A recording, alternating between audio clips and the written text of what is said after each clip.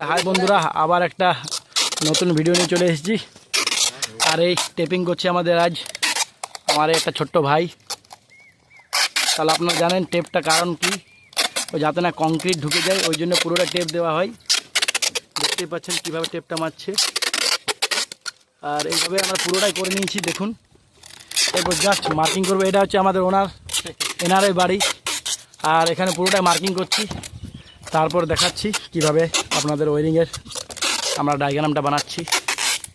তাহলে হাই বন্ধুরা, সব কমপ্লিট, পুরো ছাদে পাইপ বেছানো। এটা হচ্ছে এন্ট্রি পয়েন্টের জাস্ট এটা ওই বৈঠকখানা। আর এটা হচ্ছে পুরোটাই বারান্দা।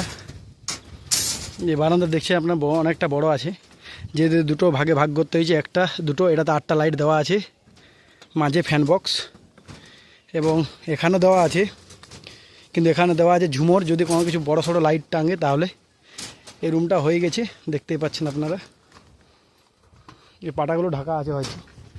এটা হয়ে গেছে, পুরো কানেকশানটা হয়ে গেছে। এটা হচ্ছে বাড়ির দিকে এন্ট্রি পয়েন্ট, যেটা যদি বাড়ির দিকে যায় তাহলে এখানে লাইট দেওয়া আছে। এটা হচ্ছে পার্সোনাল ইউজ হয়েছে।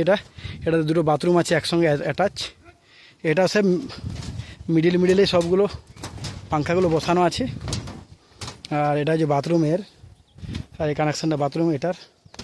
তাহলে কমেন্ট করে বলবেন বন্ধুরা কীরকম হয়েছে। আর পুরো কানেকশানটাই কিন্তু আমি পুরোটাই সব আলাদা আলাদা কানেকশান করেছি রুমের জন্য। এটা হচ্ছে আমার এমসিবি বক্স, যেখানে প্রত্যেকটা রুমের জন্য আমার একটা করে কানেকশান আছে। আর এখান থেকে কী হয় না, কানেকশান করতে গেলে খুব সুবিধা হয় এক একটা রুমে এক একটা কানেকশান করার জন্য। ওকে, ধন্যবাদ। লাইক অ্যান্ড ফলো করবে।